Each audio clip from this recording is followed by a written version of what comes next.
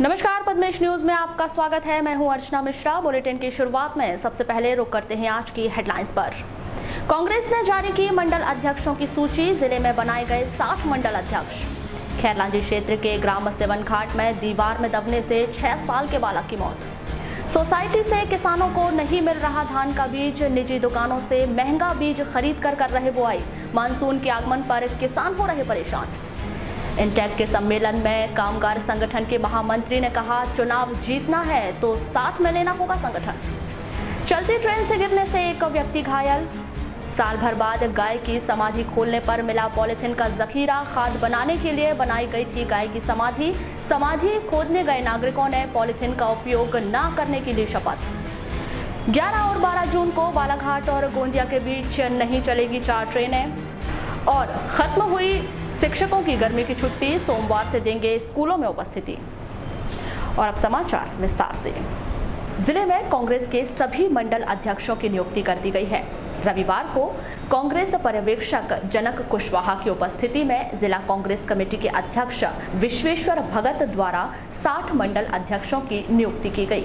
जिला कांग्रेस कार्यालय में कांग्रेस प्रवक्ता विशाल बिसेन द्वारा जारी सूचना की जानकारी दी गई। जैसा कि आप पूर्व में जानते हैं कि हमारे एआईसीसी के एआईसीसी के मेंबर और बालाघाट के पर्यवेक्षक माननीय जनक कुशवाहा जी द्वारा पूर्व में जो है मंडलम और सेक्टर के गठन को लेकर एक पूरी योजना पे कार्य किया गया था। उसी के अनुरूप अभी मध्य प्रदेश कांग्रेस कमेटी अध्यक्ष माननीय कमलनाथ जी के द्वारा और हमारे जिलाध्यक्ष माननीय विश्वेश्वर भगत जी के द्वारा जो है जनक कुशवाहा जी की उपस्थिति में ये मंडल अध्यक्षों की सूची जो है जारी कर दी गई है, जिसको आप मीडिया के माध्यम से जो है प्रसारित कर सकते हैं। इसमें बैयर विधानसभा क्रमांक 108 में 12 मंडल अध्यक्ष बनाए गए हैं। लांजी विधानसभा क्रमांक 109 में 10 मंडल अध्यक्ष बनाए गए हैं।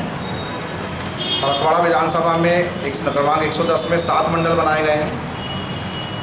बालाघाट विधानसभा क्रमांक 111 में 10 मंडल बनाए गए हैं। विधानसभा वारासिनी क्षेत्र क्रमांक 112 में 9 मंडल बनाए गए हैं। और विधानसभा कटंगी 113 में 9 मंडल बनाए गए। इस तरीके से नए मंडल अध्यक्षों की वर्तमान में नियुक्ति कर दी गई है। और भविष्य में जो रूपरेखा आगे तैयार होगी, इसमें सेक्टर कमेटी और जो कमेटी के सदस्यगण हैं, बूथ कमेटी, ये भी जो है आगे आप लोगों को मतलब प्रसारित कर दी जाएगी। मैं माननीय जिलाध्यक्ष विश्वेश्वर भगत जी की ओर से प्रवक्ता होने के नाते इस सूची को यहाँ जारी कर रहा हूँ। इस संबंध में कांग्रेस पर्यवेक्षक जनक कुशवाहा ने बताया कि 12 जून को इन मंडल अध्यक्षों की ट्रेनिंग होगी। इस अवसर पर अनेक कांग्रेसी नेता उपस्थित रहे। लेट करके आपको बुलाया और आप लोग आए।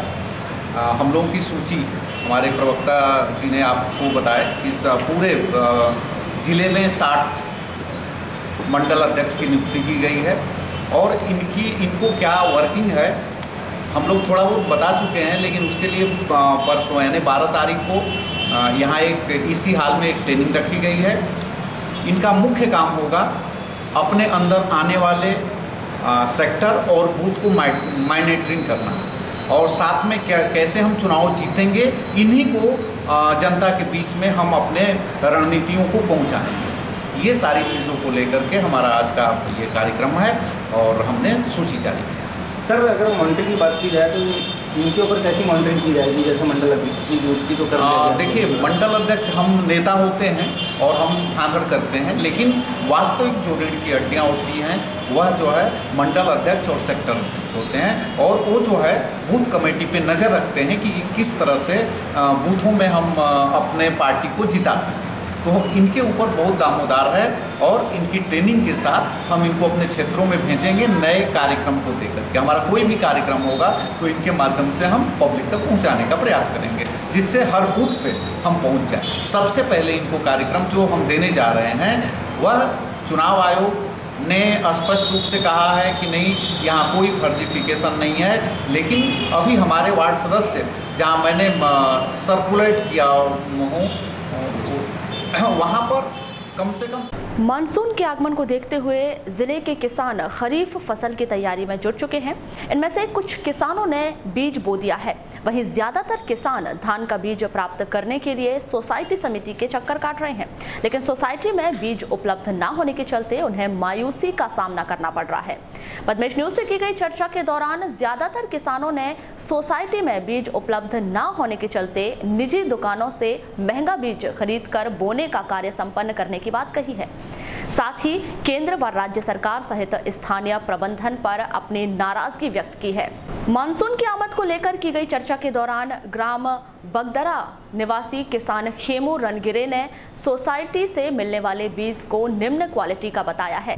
बोनी स्टार्ट तो समझो आज से चालू होगी, आज अपन रोपाई डाल देंगे, खार वाली जो कहते हैं जिसको। अच्छा, कब सीजन में करते हैं आप? खरीफ की फसल में कब से स्टार्ट करते हैं आप? समझो जैसा अपन लोग किसान लोग अगर से मुहूर्त कर लिए तो उससे उस दिन से किसानों का काम चालू हो जाता है। अच्छा, तो मानसून आ गया है क्या? हाँ, मानसून की प्रतीक्षा कौन करेगा, हमारे यहाँ सिंचाई का खुद का साधन है ना। काफ़ी लोग किसानों ने रोपाई डाल भी दिए हैं। और मानसून की अगर बात करें तो मानसून आया कि नहीं आया? मानसून आ गया, लेकिन मानसून पे कौन निर्भर रहेगा अभी। मानसून अगर से आया भी, अगर से अपन रोपाई डाल दी और सिंचाई का साधन नहीं रहा तो उसमें फिर नुकसान है। अच्छा, ये बताया जैसे शासन से क्या क्या लेते हैं आप?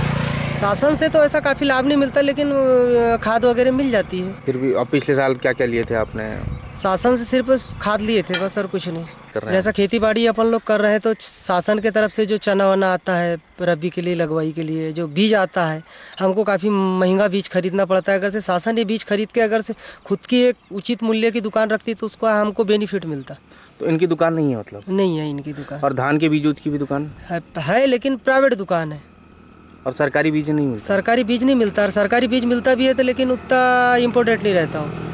वहीं किसान ईशब लाल लिल्हारे ने शासकीय बीज न मिलने से महंगा बीज निजी कृषि केंद्रों से खरीदे जाने की बात कही है। अभी जैसे मानसून आ चुका है, मानसून ने ये आ ही गया उसका, और जो बीज जो मिलना था हमको शासन से, वो बीज हमको टाइम पे नहीं मिला। इसके बाद 15 दिन बाद मिलेगा भी तो इसमें नुकसान है। अभी मिल जाते, हम अपनी खार भर देते, बुआई कर देते तो हम लोगों का हमको फ़ायदा बहुत होता। यही। और जैसे लाभ की अगर बात करें, जैसे सरकार बोल रही है कि किसानों को खेती का धंधा जो लाभदायक होता है, तो लाभ हो रहा है कि नहीं हो रहा है इसमें?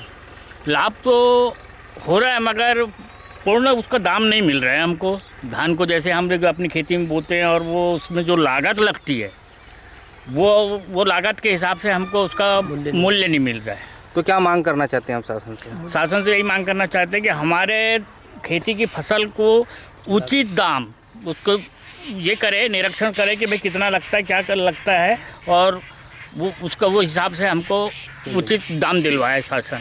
और बोनी के समय कुछ सुविधा उपलब्ध करा रही है कि नहीं करा रही है? मैं बोनी के लिए तो अभी कुछ नहीं, अभी तो बीज नहीं आया है। तो और हमने फिर दुकानों से बीज ला के वो खेत में डाल दिए, जो वहाँ से हमको आधे में मिलता, हमने वो डबल में लाए हैं अब खरीद के। अब टाइम पे तो बोना जरूरी है, मानसून आ गया, अगर टाइम पे अगर नहीं बोएंगे तो फिर तो हमारा फिर फसल ही नहीं होंगी भी तो ऐसी है कि आधी फसल होंगी। इसके अलावा भारतीय किसान संघ के जिला प्रमुख देवराम धामड़े ने सोसाइटी समिति में समय पर बीज न मिलने की बात कही है। किसानों को लाभ वही है, अभी तक मूंग की लोगों को चने की सब्सिडी नहीं आई है, मूंग की सब्सिडी नहीं आई है, और शासन बिल्कुल जो योजना दे रही है वो समय पे बिल्कुल किसानों को नहीं मिल पा रही। और जैसे अभी मानसून आ चुका है, इसमें क्या बीज उपलब्ध हुआ या नहीं हुआ? नहीं, कृषि विभाग से कोई नहीं हुआ, खरीद के ला रहे हैं किसान। तो क्या मानते हैं अब, जैसे सरकार इतने बड़े बड़े दावे करती कि हम किसानों की हितैषी सरकार है, और अभी तक बीज उपलब्ध नहीं करा पाई है। हाँ, तो इसका तो शासन ही है ना, उसमें तो उसके जिम्मेदार का नुकसान है। तो किसानों को इसमें नुकसान होता है क्या? जैसे नुकसान तो होगा ही ना, उसमें बीज नहीं मिलेगा, लागत लग रही है उनको, टाइम पे खार नहीं लगेगी। क्या नाम आपका? वहीं भारतीय किसान संघ ब्लॉक अध्यक्ष चंद्रशेखर नकपुरे ने समय पर शासकीय योजना का लाभ नहीं मिलने की बात कही। किसानों को बीज अभी तक उपलब्ध नहीं हो पाया। हमने भी SDO से कई बार बात की, और हमने तो रुपये भी डाल दिए हैं, मतलब प्राइवेट दुकानों से ख़रीद करके। जो हमको 300 रुपये में धान मिलना चाहिए 3 किलो, वो 800 से 900 रुपये में हमको मिल रही है। हमने कई बार सरकार हमारी है राज्य से केंद्र तक के, मगर फिर भी कुछ सुनवाई नहीं हो रही यहाँ पर किसानों की। और जो SDO कृषि विभाग वाले, उनसे मेरी बात हुई तो बोले भैया अभी समय पे बीज नहीं आ रहा है। तो हमने कहा हमारा जब रोपा डाल के हो जाएगा उस समय आप बीजा को बुलाएंगे तो क्या मतलब का रहेगा। तो इस टाइप की हमने उनसे बात की। जो अभी इसके बाद मान लो अगर बीज आता है तो प्राइवेट दुकानों में वहाँ के जो कर्मचारी वो बेच देंगे उसको, और यहाँ की फर्जी मतलब किसानों का नाम लिख करके दर्शा देंगे वो लोग। मतलब टोटल मतलब ये है कि किसान इसमें लॉस में ही रहता है। किसान लॉस में रहता है, और टोटल भर्राशाही चल रही है अधिकारी कर्मचारियों की। किसानों को कोई माया भाई नहीं है, तो टोटल नुकसान किसानों का हो रहा है अभी तो। सर अगर अब बात अपन करें कि किसानों को लाभ होता है या नहीं होता है? किसानों को लाभ तो मिल रहा है मगर समय पे नहीं मिल पा रहा है। जो शासन की योजनाएं चल रही है वो योजना अच्छी है मगर जो समय पे मिलना चाहिए वो समय पे नहीं मिल पा रहा है उनको। मान लो अभी धान तो अभी बहुत सी धान आएगी, हाइब्रिड आएगी, US 382 और 101 की वैरायटी की धान आती है किसानों के लिए, मगर वो समय पे नहीं आ रही है।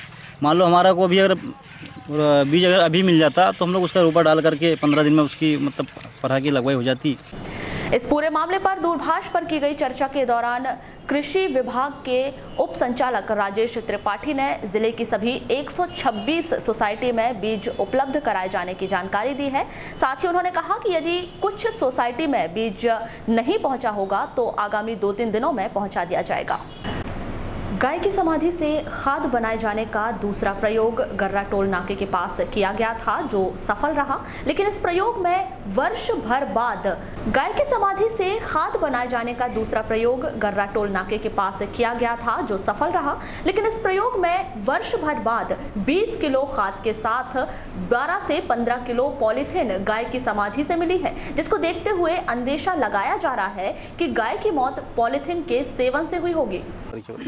मैं डॉक्टर भीकम चौहान ग्राम गर्रा का निवासी हूँ और विगत 1 साल पहले मेरी गौ माता का देहांत हो गया था और यहाँ हमने उसकी समाधि दिया हुआ। तो आज पूरे 1 साल बाद गौ समाधि निकालने के लिए हम यहाँ एकत्रित हुए हैं। और पेशे से चिकित्सक हूँ तो थोड़ा सा प्रकृति और जैविक के प्रति रुचि है। इस वजह से आदरणीय जेलाल राहंडाले जी के निर्देशन में गौ समाधि खाद बनाने का जो है पहल हमने चालू की हुई है। और आज जब हमने यहाँ देखा कि गौ समाधि की बजाय यहाँ पर पॉलीथीन का जखीरा मिला मुझे, और ये बहुत ही दुखद और मर्मस्पर्शी जो है दृश्य है हमारे लिए। और कहीं ना कहीं से इस गौ समाधि को देखने के बाद हमारी अंदर से आत्मा पूरी झकझोर गई है। सर क्या लगता है कि गाय की मृत्यु किस वजह से हुई होगी आपका? निश्चित ही जो मौत तो इसकी जो है ना पेट फूलने की वजह से हुई थी और गाय सांस नहीं ले पा रही थी और अंतिम में उन्होंने दम तोड़ दिया था। तो मानते हैं कि पॉलीथीन की वजह से उसकी 100%। तो क्या संदेश देना चाहेंगे आप? मेरा ये संदेश है कि अच्छी बात है कि लोग प्रकृति के प्रति जागरूक है, गाय के प्रति जागरूक है और तथाकथित लोग गौ सेवा की और संसार में पर्यावरण की बात करते हैं। तो आज मैं ही इसका उदाहरण हूँ कि कहीं ना कहीं मेरी गलती की वजह से मेरी गौ माता की मृत्यु हुई, क्योंकि हो सकता है मैंने जाने अनजाने अपने घर के सामने जो पॉलीथीन डाला और वो मेरी गाय खा के मर गई। तो सबसे ज़्यादा जिम्मेदार मैं। मामले के उजागर होते ही गाय समाधि से खाद निकालने गए नागरिकों ने सामूहिक रूप से पॉलीथीन का बहिष्कार करने की शपथ ली। साथ ही पॉलीथीन बैन को लेकर मंगलवार को कलेक्टर कार्यालय में एक ज्ञापन सौंपने का निर्णय लिया गया। दरअसल 1 साल पहले गर्रा निवासी डॉक्टर भीकम चौहान की गाय की अज्ञात कारणों के चलते मौत हो गई थी। गाय की मृत्यु के बाद उससे खाद प्राप्त करने के लिए एक समाधि बनाई गई थी, जिसे साल भर बाद खोदने पर गाय के अवशेष के साथ उस समाधि स्थल से 12 से 15 किलो पॉलीथीन मिली है। इस पूरे मामले पर की गई चर्चा के दौरान पतंजलि योग समिति के तहसील प्रभारी भेजेंद्र कुमार चौधरी ने बताया कि 1 साल पहले एक अभियान के तहत मृत गाय को खाद बनाने की विधि के तहत समाधि दी गई थी। जब आज साल भर बाद समाधि को खोदा गया तो गाय के साथ साथ उसमें करीब 15 किलो पॉलीथीन मिली है, जिससे अंदाजा लगाया जा रहा है कि गाय की मौत पॉलीथीन खाने से हुई है। आज हमने 1 साल पहले आदरणीय डॉक्टर साहब के घर की गाय को गौ समाधि दिया था। और इसलिए दिया था सर गौ समाधि? ताकि उससे हमें खाद मिल सके, फास्फोरस मिल सके। इतना जोरदार खाद गौ समाधि के बाद 1 साल के बाद मिलता है। इसको हमने एक विधि है खाद बनाने के, उसके अनुसार गड़ाया था, जिसमें हमने गुड़, गोबर, चूना और नमक और मिट्टी का प्रयोग किया था। और 1 साल बाद आज हमने उसको निकाला, इस उम्मीद में निकाला कि बहुत सारा खाद निकलेगा। खाद तो खैर निकलेगा, किंतु आज हमें एक नई जानकारी मिली जिसके कारण हमारी आंखें खुली रह गई कि हमारी गौ माता ने बाहर घूमने के कारण जो आज हम लोग अनजाने में भोजन पॉलीथीन में बांध करके फेंक देते हैं, पूजा की सामग्री फेंक देते हैं और उसको उस भोजन के लालच में गौ माता उसको खाते जा रही है, जिसके कारण उसकी मृत्यु हो गई। आज समाज से मैं ये कहना चाहूँगा कि हम सब लोग आज यहाँ जितने लोग खड़े हैं यह भी हाथ उठा करके हम लोग संकल्प लें कि कम से कम हम जब भी बाजार जाएं तो थैला लेकर के जाएं, दुकानदार से पॉलीथीन बिल्कुल ना मांगें, अगर वो दे भी रहा है तो उससे मना कर दें कि भैया पॉलीथीन नहीं देना। और धीरे धीरे अगर हम सब लोग ऐसा अवॉइड करेंगे पॉलीथीन को तो निश्चित रूप से समाज से पॉलीथीन खत्म होगा। वहीं मामले के संदर्भ में की गई चर्चा के दौरान भाजपा पदाधिकारी पॉलीथीन बैन को लेकर कलेक्टर कार्यालय में ज्ञापन सौंपने की बात कर रहे हैं। उन्होंने मांग पूरी न होने पर उग्र आंदोलन किए जाने की चेतावनी दी है। निश्चित रूप से जब हम भीकम चौहान जी के यहाँ पर आज आए हैं तो गौ समाधि के लिए मुझे कल फ़ोन आया था भीकम चौहान जी का कि आज समाधि खाद निकाली जाएगी। हम सभी किसान साथी यहाँ पर उपस्थित थे। तो जैसी खाद को खोदने का प्रयत्न किया गया तो वहाँ से लगभग 10 से 12 किलो पॉलीथीन निकली है। तो अंदर से हम बिल्कुल झकझोर गए, हिल गए हैं कि निश्चित रूप से सरकार ने भले ही प्रयास किया होगा लेकिन जिस तरीके से प्रयास करना चाहिए वो प्रयास नहीं हो पाया है। हम मंगलवार के दिन पूरे साथी लोग मंगलवार के दिन 12 बजे जिला प्रशासन को ज्ञापन सौंपेंगे कि सख्त से सख्त कार्रवाई हो जो भी पॉलीथीन का उपयोग करते हैं, और यदि नहीं होती तो हम सब मिल करके बिक्री बंद होना, हाँ बिक्री टोटली बंद होना चाहिए, और नहीं होगा तो हम उग्र आंदोलन करने के लिए भी बाध्य होंगे। Thank you. पॉलीथीन बैन को लेकर की गई चर्चा के दौरान नगरपालिका मुख्य कार्यपालन अधिकारी गजानन नाफड़े ने पॉलीथीन बैन का अभियान फिर से शुरू करने व पॉलीथीन का भंडारण और बिक्री करने वालों पर कार्रवाई किए जाने की बात की है। पॉलीथीन का उपयोग तो अभी भी बैन तो लगाया है, शासन ने भी लगाया है, प्रदेश में लगाया, जिले में भी कलेक्टर महोदय द्वारा लगाया गया है। नगर पालिका द्वारा समय समय पे कुछ पॉलीथीन जब्त भी की गई हैं, लेकिन अभी भी लोगों द्वारा पॉलीथीन का उपयोग, दुकानदारों द्वारा पॉलीथीन बेचने का कार्य किया जा रहा है, पॉलीथीन का यूज़ लोगों द्वारा किया जा रहा है। जनता से बार बार यही निवेदन किया जाता है कि आप पॉलीथीन का उपयोग ना करें। और अभी हम लोग नगर पालिका द्वारा जो बीच बीच में जब्ती अभियान चलाते थे उसको कंटिन्यू करेंगे, और जिनके पास पॉलीथीन मिलती है उनके खिलाफ भी कार्रवाई कराएंगे। क्योंकि आपने ये बताया कि गाय के आज जो खोदी और उसमें देखा कि पॉलीथीन, उसके पेट में बहुत सी पॉलीथीन मिली है, ये सही है। क्योंकि कई जानवर ये पॉलीथीन खाने से उनको क्या अनाज उसमें लगा रहता है, जुटन रहता है, अपन फेंक देते हैं, वो गाय खाती है, और ये 8-15 दिन, 1 महीना, 2 महीने उसके पेट में रहने के बाद वो जानवर मर जाता है। ऐसे कई जानवरों का ये है कि वो पॉलीथीन की वजह से मर रहे हैं। पॉलीथीन विनाश का कारण बनता जा रहा है, क्योंकि पॉलीथीन कभी नष्ट नहीं होती है। पॉलीथीन को गाड़ भी दोगे तो 5 साल बाद भी निकालोगे कि वैसे की वैसे निकलेगी। इसलिए पॉलीथीन को बैन लगाना बहुत अत्यावश्यक है। हमने जो लगाया है, अब उसको बार बार जो लोग पॉलीथीन का व्यवसाय करते, बेचते हैं, उनके खिलाफ हम कार्रवाई करेंगे ताकि वो पॉलीथीन ना बेचें। क्या संदेश देना चाहेंगे सर आप? हम यही जनता को भी यही संदेश देना चाहते हैं कि आप कृपया अपने घर से जाते हैं तो बाज़ार में जाएंगे तो घर से थैला लेके जाए, कॉटन का थैला लेके जाए, पॉलीथीन का उपयोग ना करें। और जो दुकानदार पॉलीथीन बेचते हैं उनको भी अभी निवेदन कर रहे हैं कि पॉलीथीन ना बेचें। नगर पालिका द्वारा आपके ऊपर सख्त कार्रवाई की जाती है, इसकी जिम्मेदारी फिर व्यापारी की। जिले में मानसून का आगमन हो गया है। पिछले 2 दिनों से हो रही बारिश से मानसून की आमद दर्ज हो गई है। आपको बता दें कि मौसम विभाग पहले ही घोषणा कर चुका है कि 9 जून को मानसून मध्य प्रदेश के कुछ जिलों में पहुंच जाएगा, जिसमें बालाघाट भी शामिल है। इसी के चलते 10 जून को जहां जिला मुख्यालय में कभी तेज तो कभी मध्यम बारिश होती रही, वहीं लालबर्रा में रविवार दोपहर झमाझम बारिश हुई। यहाँ आंधी तूफान के साथ हुई बारिश से कई मकानों में पानी घुस गया।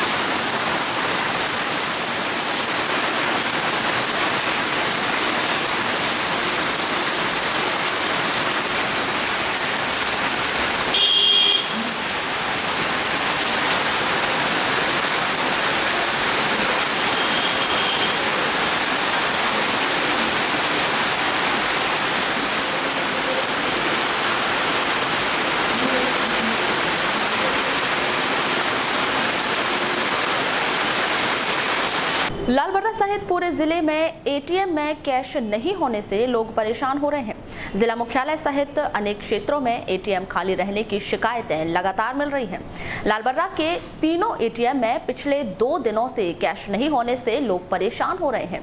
अक्सर रविवार को लोगों को पैसों की ज्यादा जरूरत होती है, लेकिन एटीएम लोगों की जरूरत पूरी नहीं कर पा रहे हैं। वारासिवनी क्षेत्र के ग्राम पंचायत डोंगरमाली में 10 जून को रोजगार शिविर का आयोजन किया गया। इस शिविर में अनेक कंपनी के प्रतिनिधि उपस्थित रहे। साथ ही शिविर में शामिल बेरोजगारों ने रोजगार के संबंध में प्रतिनिधियों से चर्चा की।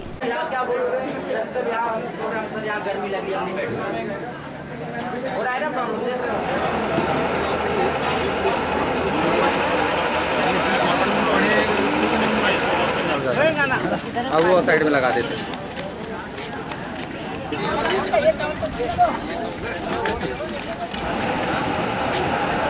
बेरोजगारी समाज में एक अभिशाप है, एक ऐसा अंधकार है युवाओं के जीवन में, जिससे मुक्ति दिलाने के लिए समाज के हर वर्ग को कोशिश करना चाहिए।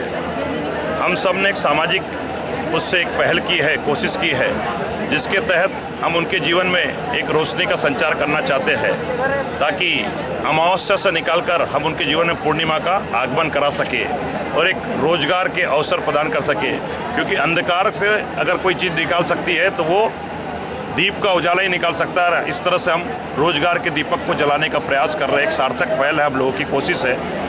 हम गाँव में बहुराष्ट्रीय कंपनियों को ला रहे हैं, जनपद लेवल तक लेके जा रहे हैं, और जनपद लेवल पर हम सोचते हैं कि क्योंकि वहाँ पे बच्चे जो बहुत टैलेंट छुपा है गांव में, लेकिन उनको रोजगार के अवसर नहीं मिल पाते, इसलिए निराशा के गर्त में चले जाते हैं बच्चे और घर में बैठे बैठे गुमसुम हो जाते हैं। और अचानक उनके दिल में ऐसा लगता है कि अब हमारा जीवन में कुछ किसी प्रकार की रोशनी नहीं आएंगी। तो कई बार बच्चे बाहर बड़ी बड़ी कंपनियों के चक्कर में सोचते हैं, बड़ी बड़ी सिटियों में जाते हैं जहाँ ठगे जाते हैं, वहाँ उनसे शुल्क लिया जाता है। लेकिन इस शिविर में मैंने जो बड़ी बड़ी कंपनियों को लेके आया हूँ, बहुराष्ट्रीय कंपनियों को, जिसमें टोयोटा ग्रुप है, ताज ग्रुप ऑफ होटल्स है, कमिंस इंडिया है, और उसके बाद आईटीसी है, होटल्स ग्रुप है, और कमिंस इंडिया है, उसके बाद आपका पाराशर जी, ये जो रोजगार शिविर है काफ़ी करीब से आप जुड़े हुए हैं, इसमें काफ़ी युवाओं को बेनिफिट मिलने की उम्मीद है। आप क्या कहोगे पूरे शिविर को लेके? इस शिविर में जो योगदान माननीय संजय भैया का है वो सामाजिक स्तर पर है और रोजगार युवकों को दिलाने का है। और ऐसा शिविर करने से क्या हुआ कि अंदर जो आंचलिक जो युवा थे जो शहर नहीं पहुंच पाते थे, उनके लिए एक प्लेटफॉर्म दिया, और प्लेटफॉर्म देने के बाद यहाँ पर रोजगारों को मिलेगा। ऐसी हम इसी आस्था के साथ यहाँ पर हम लोग ये मंच के जो संजय भैया ने प्रयास किया है वो बहुत सराहनीय है और इस तरह के प्रयास होते रहना चाहिए ताकि समाज में एक अच्छी विचार आए। वारासिवनी क्षेत्र के ग्राम बघौली में डंपर की टक्कर से 3 युवक घायल हो गए। घायलों में बघौली निवासी हितेंद्र खंडाते, शंकर राउत और मनोज राउत शामिल हैं। ये तीनों युवक रविवार को किसी कार्य से बाइक से ग्राम पौनेरा गए थे और जब वहां से लौट रहे थे तभी बासी चौक में एक डंपर के पीछे डाले की टक्कर लगने से तीनों घायल हो गए। तीनों को सिविल अस्पताल में भर्ती किया गया है। सुरेंद्र राउत ये कौन है आपके भाई? ये कैसे क्या एक्सीडेंट हुआ प्रॉब्लम? गाय खरीदने गए थे पौनेरा, वहाँ वापस में आ रहे थे लोग। इधर से जा रहा था डंपर में ये अपने साइड पे ये लोग थे, पीछे का पल्ला टकराया गए थे। पीछे का पल्ला खुला हुआ था डंपर का? नहीं, कोना लगा हूँ। कोना लगा? हाँ। ये अपने कितने बजे निकले थे घर से और कितने बजे निकले थे घर से? करीबन 8 साढ़े 8 बजे। और घटना कितने बजे? 9 बजे की। ये जब वापसी आ रहे थे पौनेर से गाय देख करके। भोपाल में सोमवार को प्रतिभाशाली छात्र प्रोत्साहन समारोह का आयोजन किया गया है, जिसमें मुख्यमंत्री शिवराज सिंह चौहान द्वारा प्रदेश के प्रतिभाशाली विद्यार्थियों को लैपटॉप का वितरण किया जाएगा। भोपाल में आयोजित इस समारोह में शामिल होने जिले के 566 बच्चों में से 260 विद्यार्थी भोपाल के लिए रवाना हुए। उत्कृष्ट विद्यालय से इन प्रतिभाशाली विद्यार्थियों को 4 बसों के माध्यम से भोपाल के लिए रवाना किया गया। इन बसों को जिला पंचायत अध्यक्ष श्रीमती रेखा बिसेन ने हरी झंडी दिखाकर भोपाल के लिए रवाना किया।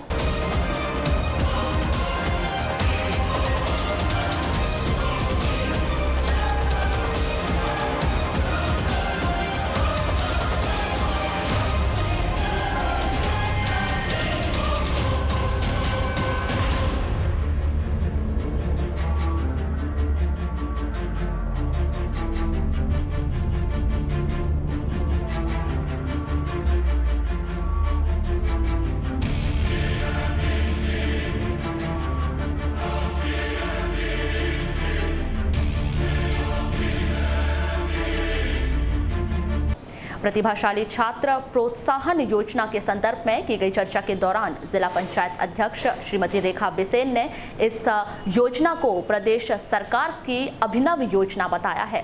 माननीय मुख्यमंत्री जी की एक अभिनव योजना है कि जो बच्चे हाई परसेंट लाते हैं तो उनको प्रतिभागी बच्चों को भोपाल बुलाकर उनको मतलब लैपटॉप के दिया जा रहा है। इसलिए पूरे प्रदेश भर के बच्चों को कल भोपाल बुलाया है और हमारे यहाँ से करीब 260 बच्चे भोपाल जा रहे हैं। कल मेधावी छात्रों को मुख्यमंत्री जी का सम्मान करेंगे। मैडम कौन सी क्लास के बच्चे हैं सर? ये 10वीं 12वीं के हैं। 12वीं के हैं। हम क्या संदेश देना चाहेंगे? संदेश ये है कि देखिए ये बहुत बड़ी माननीय मुख्यमंत्री जी की अभिनव योजना है, क्योंकि देखिए इस तरह से बच्चे को प्रोत्साहित किया जाता है, उनको लैपटॉप दिया जाता है तो दूसरे भी बच्चों का उत्साहवर्धन बढ़ता है और वो पढ़ाई के प्रति रुचि व्यक्त करते हैं और खूब पढ़ाई करते हैं और कंपटीशन की दौड़ में। वहीं जिला शिक्षा अधिकारी श्रीमती निर्मला पटले ने बताया कि SC/ST के विद्यार्थियों को 75% व सामान्य वर्ग वाले विद्यार्थियों को 85% के ऊपर अंक लाने पर सरकार की तरफ से लैपटॉप वितरित किया जाता है। जिले में 566 प्रतिभावान विद्यार्थियों का चयन किया गया है, जिसमें करीब 250 विद्यार्थियों को भोपाल के लिए रवाना किया जा रहा है। चिन्हित किया गया और कहाँ के बच्चे हैं सभी? हमारे लैपटॉप प्राप्त करने वाले लगभग 567 बच्चे थे, उसमें से 250 बच्चे यहाँ से प्रस्थान कर रहे हैं लैपटॉप प्राप्त करने के लिए। लैपटॉप उन बच्चों को दिया जाता है जो SC/ST के 75% से अबव और जनरल बच्चे 85% से अबव। और ये प्रतिभाशाली योजना है, मेधावी प्रोत्साहन योजना, और ये मुख्यमंत्री जी की अभिनव योजना है। इस योजना के कारण बहुत सारे बच्चे इंस्पायर होते हैं, जिससे कि अच्छे से पढ़ाई करके वो लैपटॉप प्राप्त करने की कोशिश करते हैं। और काफ़ी बच्चे इस बार हमारे यहाँ पर लैपटॉप प्राप्त करने के लिए जा रहे हैं। मैडम अगर बात करें पिछले साल की अपेक्षा इस बार कितने बच्चों में मतलब सामने आए हैं जैसे इस योजना का लाभ ले रहे हैं? पिछले साल की तुलना में बेशक बच्चों के रिजल्ट इस बार अच्छे आए हैं, तो नेचुरली लैपटॉप प्राप्त करने के लिए ज़्यादा बच्चे ही जा रहे हैं। पिछले बार कम बच्चे गए थे, 2 बसेस में गए थे, इस बार 4 बसेस जा रही है हमारी। मैडम मतलब शिक्षा अच्छी है अपने यहाँ से? हाँ, यही बोलना पड़ेगा कि शिक्षा अच्छी है। हम मूल्यांकन थोड़ी करेंगे, पालकगण मूल्यांकन करेंगे। नहीं, रिजल्ट देख करके क्या लगता है? अभी तो ऐसे ही लग रहा है, अब जनरल उनसे पूछेंगे पब्लिक से तो वो बताएंगे। मुख्यमंत्री शिवराज सिंह चौहान द्वारा रविवार को जबलपुर में कृषक समृद्धि योजना के अंतर्गत गेहूं उत्पादन किसानों के बैंक खातों में प्रोत्साहन राशि ट्रांसफर की गई। इसी के तहत जिला मुख्यालय के उत्कृष्ट विद्यालय में किसान सम्मेलन का आयोजन किया गया। इस सम्मेलन में जबलपुर के कार्यक्रम का प्रोजेक्टर के माध्यम से प्रसारण किया गया। इस अवसर पर सांसद बुद्ध सिंह भगत, जिला पंचायत अध्यक्ष रेखा बिसेन, विधायक योगेंद्र निर्मल प्रमुख रूप से उपस्थित रहे। इस अवसर पर कृषि प्रदर्शनी भी लगाई गई। एक तो इंद्रदेव भगवान भी प्रसन्न है। जिस साल निरग में पानी गिर गया समझ लो उस साल खेती सबसे बढ़िया बिल्कुल। किसानों के लिए सही में आज का क्षण जो है बड़ा अति उत्तम दिन है। आज का जोरदार बारिश हो रही है और हमारे जिले में कृषि का कार्य भी अब प्रारंभ हो जाएगा बिल्कुल। जम के बरसो भगवान इंद्र भगवान की जय। बिन पानी सब सुन। और दूसरी बरसात कर दी हमारे मुख्यमंत्री शिवराज जी ने, वो भी जम के बरसात कर दी। 5,500 किसानों को 3 करोड़ 69 4 करोड़ रुपया आज पूरे बालाघाट जिले के 5,500 किसानों के खाते में राशि जमा हो गई। ये हमारे लिए सचमुच में आज बड़ा खुशी का दिन है। और मैं तो आपको कहता हूँ मध्य प्रदेश के इतिहास में किसानों के कल्याण के लिए जितनी सारी योजनाएं। सरकारी स्कूलों के शिक्षकों का ग्रीष्मकालीन अवकाश 10 जून को समाप्त हो गया है। अब सभी शिक्षक 11 जून से स्कूलों में उपस्थिति देंगे। आपको बता दें कि नए शिक्षण सत्र का दूसरा चरण 15 जून से शुरू हो रहा है। इसकी तैयारी के लिए शिक्षक 11 जून से स्कूल पहुंचेंगे। आपको बता दें कि नया शिक्षण सत्र 1 अप्रैल से शुरू हो चुका है, जो 30 अप्रैल तक चला था। इसके बाद शिक्षकों को 1 मई से 10 जून तक छुट्टी दी गई थी, जबकि जबकि छात्र छात्राओं को 1 मई से 14 जून तक छुट्टी दी गई थी। इसी तरह अब 11 जून से शिक्षक अपने अपने स्कूलों में पहुंचकर 15 जून से खुल रहे स्कूल की व्यवस्था बनाएंगे। पुलिस लाइन स्थित फुटबॉल ग्राउंड में 12 से 17 जून तक सब junior girls football state championship का आयोजन किया जा रहा है। इसमें प्रदेश के 18 जिलों की टीम हिस्सा लेगी। इस प्रतियोगिता के बाद 1 जुलाई से 12 दिवसीय प्रशिक्षण कैंप भी लगाया जाएगा, जिसमें उड़ीसा में आयोजित नेशनल चैंपियनशिप के लिए प्रशिक्षण दिया जाएगा।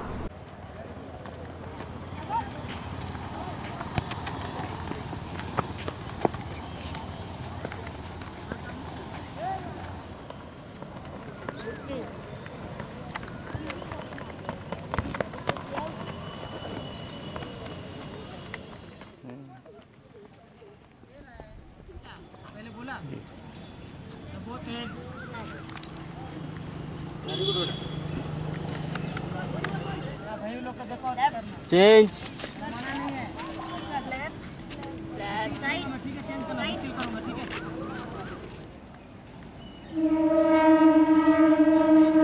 सर, आपका परिचय क्या? मैं Sunil Yadav, district secretary football association Balaghat एवं joint secretary Madhya Pradesh football संघ बालाघाट जबलपुर। सर, आज बालिकाओं को काफ़ी तैयारी करवा रहे हैं आप, किस लिए करवा रहे हैं? यह तैयारी बच्चियों की जो हो रही है, ये सब junior state football championship girls के लिए हो रही है। यहीं पर स्टेट चैंपियनशिप बालाघाट में पहली बार आयोजित की जा रही है। मध्य प्रदेश फुटबॉल संघ द्वारा इसको आयोजित करने का एक अवसर प्रदान किया गया है और मुख्यतः ये आयोजन मैंने इसलिए लिया है कि हमारे यहाँ पे गर्ल्स फुटबॉल का एक कमी था। इस फुटबॉल टूर्नामेंट के माध्यम से गर्ल्स फुटबॉल का प्रमोशन होगा और बच्ची हमारी और उच्च स्तर तक जाएगी। इसी के तारतम्य में यहाँ पर करीब 12 दिवसीय एक नेशनल कैंप का भी आयोजन किया गया। इस प्रतियोगिता के तुरंत उपरांत करीब 26 बच्चियों को सिलेक्ट करके यहीं पर उनका नेशनल कैंप लगाया जाएगा, जो 1 जुलाई से कटक में होने वाली नेशनल फुटबॉल चैंपियनशिप में मध्य प्रदेश का प्रतिनिधित्व करेगी। सर, कितने जिलों की टीम यहाँ पे हिस्सा लेगी और कैसे चयन हुआ बालाघाट का कि सब जूनियर नेशनल टूर्नामेंट? यहाँ पे मध्य प्रदेश से करीब 18 जिलों की टीमें भाग ले रही हैं और अपने यहाँ पे तो प्रथम बार गर्ल्स फुटबॉल स्टार्ट हुआ, परंतु बालाघाट फुटबॉल का इतिहास एक गरिमामय रहा है और गत 3-4 सालों में यहाँ पर काफ़ी नेशनल प्रतियोगिताएं आयोजित की गई। यहाँ पे एक अच्छा ग्राउंड है, यहाँ का जो माहौल है खेल प्रेमी जनता का और यहाँ पे स्पोर्ट्स को समझने वाले लोगों का इसको। मॉयल कामगार संगठन इंटेक की 14वीं वर्षगांठ एवं मान्यता दिवस के अवसर पर इंटेक द्वारा रविवार को सम्मेलन का आयोजन किया गया। पूर्व सांसद और जिला कांग्रेस कमेटी के अध्यक्ष विश्वेश्वर भगत, पूर्व विधायक अशोक सरस्वार की प्रमुख उपस्थिति में हुए सम्मेलन में विभिन्न मॉयल से आए संगठन पदाधिकारियों द्वारा मॉयल कामगार संगठन के महामंत्री राम अवतार देवांगन का भव्य स्वागत किया गया। इस अवसर पर श्री देवांगन ने कहा कि उनका संगठन शुरू से ही कांग्रेस से जुड़ा संगठन रहा है। उन्होंने कहा कि यदि चुनाव जीतना है तो सभी संगठनों को साथ में लेना होगा। आप सभी जानते हैं, यहाँ पर उपस्थित सारे लोग मॉयल कामगार संगठन के सदस्य हैं। मंच के सामने ऐसे कुछ अतिथि हैं जो कांग्रेस से संबंधित हैं। उनको मालूम नहीं है, सभी लोगों को मालूम है, हमारे कामगार कर्मचारी, हमारे यूनियन के साथियों को, कि हम हर साल एक कार्यक्रम 25 मई को हर साल मनाते हैं, लेकिन इस बार हमें 10 जून की होगा। 10 जून इसलिए हमने रखा इस कार्यक्रम को कि 10 जून को यूनियन को हमारे यूनियन कंपनी में मान्यता प्रदान की गई है, इसलिए 10 जून का कार्यक्रम। दूसरा कारण ये था, दूसरा कारण हमारा 10 जून का कार्यक्रम करने का उद्देश्य था, हमारा बहुत बड़ा उद्देश्य था। हम लोगों ने अभी तक के 13 वर्षगांठ अपनी गवाहों के अंदर, अपने कार्यक्रम के अंदर बहुत काम बनाया, लेकिन पहली बार हमने प्रयास किया कि हमारा कार्यक्रम बालाघाट जिले में हो और ये ओपन हो, और उसके लिए हमने काफी प्रयास किया। तो क्या चल जाते हैं आने वाले समय में मध्य प्रदेश में, सारे देश में, मध्य प्रदेश में बालाघाट का महीने में विधानसभा का चुनाव होने वाला है। 2019 में पूरे देश में लोकसभा का चुनाव होने वाला है। आप सभी जानते हैं, सब लोग कहते हैं